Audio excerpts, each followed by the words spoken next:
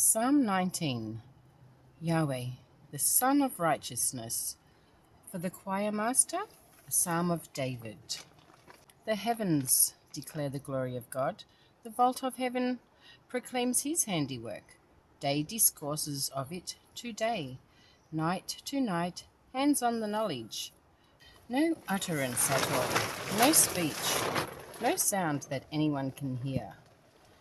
Yet their voice goes out through all the earth, and their message to the ends of the world. High above he pitched a tent for the sun, who comes out of his pavilion like a bridegroom, exulting like a hero to run his race. He has his rising on the edge of heaven. The end of his course is its furthest edge, and nothing can escape his heat. The law of Yahweh is perfect, new life for the soul. The decree of Yahweh is trustworthy, wisdom for the simple. The precepts of Yahweh are upright, joy for the heart. The commandment of Yahweh is clear, light for the eyes. The fear of Yahweh is pure, lasting forever. The judgments of Yahweh are true, righteous, every one. More desirable than gold, even than the finest gold. His words are sweeter than honey, even than honey drips from them. Thus your servant is formed by them. Observance brings great reward. But who can detect his own failings?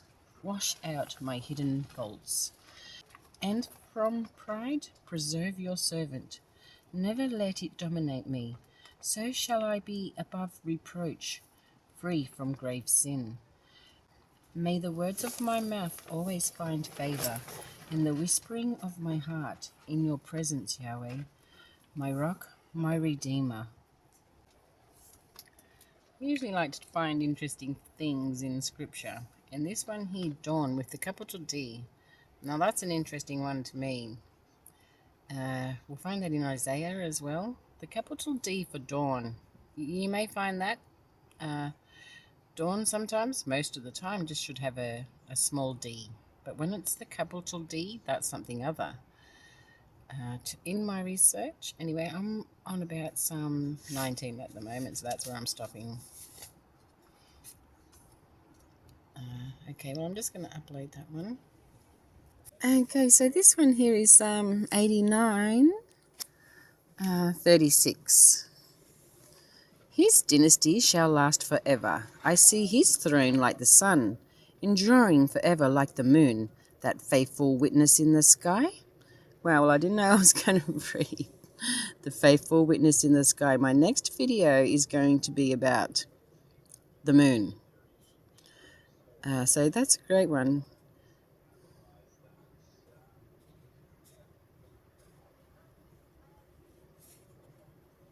Oh, see that one here? Moon, that faithful witness. So that'll be a Greece 89. It looks like quite a long psalm, actually. Hymn and a prayer of God's faithfulness. Okay, so now with regards to the Son of Righteousness, I found a few other scriptures. Let me go with the first one here, Ecclesiastes. Hold on a second. In the King James, hold on, let me go. King James 7:11, Ecclesiastes. Wisdom is good with an inheritance, and by it there is profit to them that see the sun. I'm reading through my phone at the moment, so that's a bit of a thing. 7:11 in Jerusalem Bible. That's the one I read out of. A Jerusalem Bible, Hebrew Greek translation. So in this one, 7:11, it's funny they're both the same numbers, actually, like Ecclesiastes, and this one here, the Book of Wisdom. So they really should be back. So wisdom is a precious legacy, a boon for those on whom the sun shines. That's another interesting one. King James 11:7. I'm not sure where this is an old note. I've just opened a book and managed to find this because I'm sharing it. And the Lord had it on top for me to see it. How good's that? So we have in the Book of Wisdom. So we have a switch here as well, isn't there? 11:7. Now we have. So I have to wonder where I'm putting this here. So anyway, King James. There's one in there. I wonder if we're still working with Ecclesiastes. There is Ecclesiastes, and there's also Ecclesiasticus, which is called. I will get that book out. It'll come shortly. Truly the light is sweet and a pleasant thing. It is for the eyes to behold the sun. Book of Wisdom. Light is sweet at sight of the sun. The eyes are glad. So we're looking for that sun of righteousness. Obviously, it's spelled with an S-U-N, and there's many scriptures, like my newest brother has said. And that's where I'll put your name in here, Jason. And hello, Rachel. It's nice to meet you guys, really. It's the Son of Righteousness, so we have an anchor. The anchor is Christ. Christ in us. The kingdom in us. Thank you very much for all you shared with me today. It was lovely to listen to someone read the book of Revelation, the 7 churches. It was wonderful. So let's go to the book of wisdom, and to the other 2 subscribers that did come today as well. So that's great. The net's getting bigger, heavier. Net's heavying up. Fish. Okay, wisdom. To give you thanks, we must rise before the sun and pray to you when light begins to dawn. Psalm 5. I'm going to check this one out. Let's go there next.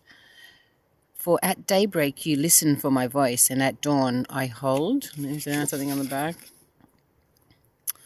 Not sure. This one here, I'll just quickly write things down. Now I shall make discipline shine out. I shall send its light far and wide. It'd be great to know where I've found that. It may be Isaiah. There, that one, I'm thinking. I wonder if I can go there and find that it's Isaiah. Let's do it. The judgment of God, remember this one. Strengthen all weary hands. Steady all trembling knees, and say to all faint hearts, courage, do not be afraid. Look, your God is coming. Vengeance is coming. The retribution of God, he is coming to save you. Then the eyes of the blind shall be opened, the ears of the deaf unsealed. Then the lame shall leap like a deer, and the tongues of the dumb sing for joy. And yeah, this is great. I love Isaiah as well. The book of Isaiah, as much as the Psalms. To the faint-hearted say, courage, do not be afraid. Look, your God is coming. He's good. He's coming to save you. Yes, let the wilderness and the dry lands exult. Let the wasteland rejoice and bloom. Let it bring forth flowers like the jonquil. Let it rejoice and sing for joy. Yes, courage, do not be afraid.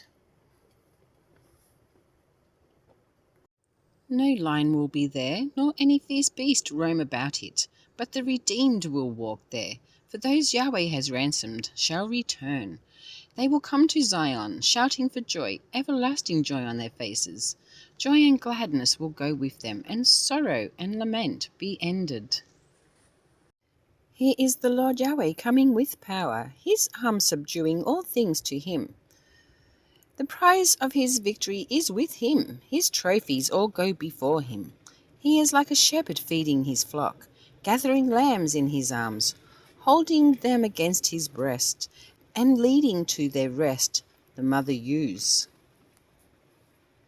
Who was it measured the water of the sea in the hollow of his hands, and calculated the dimension of the heavens, gauged the whole earth to be bushelled, weighed the mountains in scales, the hills in a balance? Who could have advised the Spirit of Yahweh? What counselor could have instructed him? Whom has he consulted to enlighten him? and to learn the path of justice, and discover the most skilful ways. See, the nations are like a drop on a pail's rim. They count as a grain of dust on the scales. See, the islands weigh no more than fine powder. Lebanon is not enough for the fires, nor its beasts for the holocaust. All the nations are as nothing in his presence. For him they count as nothingness and emptiness. To whom could you liken God? What image could you contrive of him? A craftsman casts a figure, a goldsmith plates it with gold, and casts silver chains for it. For it a clever sculptor seeks precious palm wood, selects wood that will not decay, and set up a sturdy image. Do you know? Had you not heard? Was it not told you from the beginning? Have you not understood how the earth was founded? He lives above the circle of the earth. Its inhabitants look like grasshoppers. He has stretched out the heavens like a cloth, spread them like a tent for men to live in. He reduces princes to nothing. He annihilates the rulers of the world. Scarcely are they planted, scarcely sown. Scarcely has their stem taken root in the earth. Then he blows on them. Then they wither, and the storm carries them off like straw. To whom could you liken me, and who could be my equal? Says the Holy One. Lift your eyes and look. Who made the stars? If not he who drills them like an army, calling each one by name. So mighty his power, so great his strength, that not one fails to answer. How can you say, Jacob? How can you insist, Israel? My destiny is hidden from Yahweh. My rights are ignored by my God. Did you not know? Had you not heard? Yahweh is an everlasting God. He created the boundaries of the earth. He does not grow tired or weary. His understanding is beyond fathoming. He gives strength to the wearied. He gives strength to the wearied. He strengthens the powerless. Young men may grow tired and weary. Youths may stumble. But those who hope in Yahweh renew their strength. They put out wings like eagles. They run and do not grow weary. Walk and never tire. The calling of Cyrus.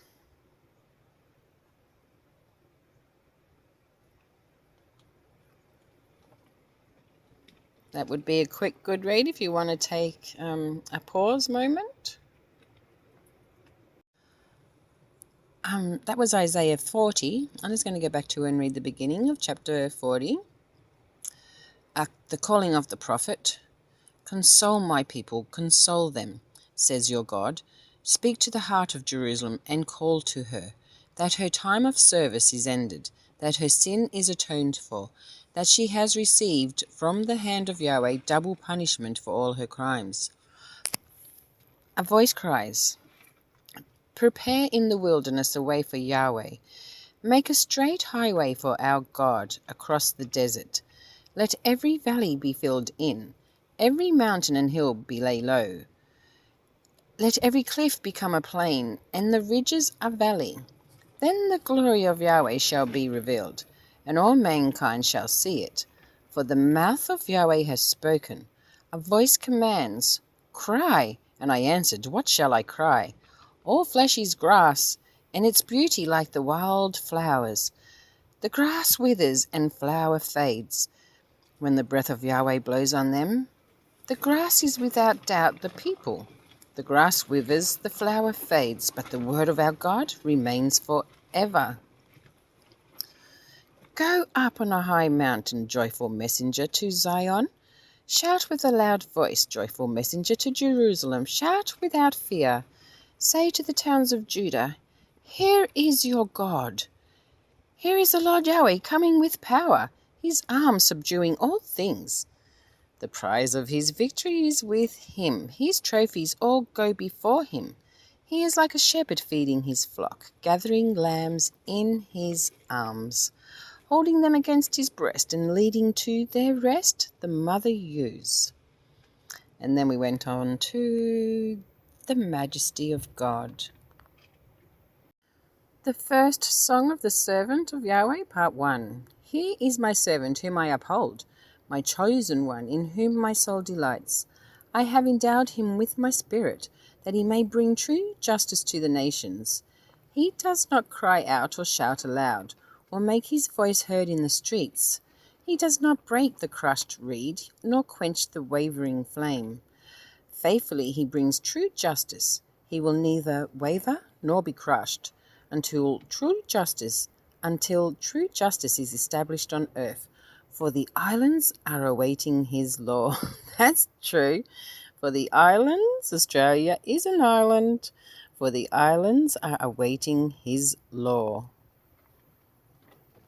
Part 2, let's continue.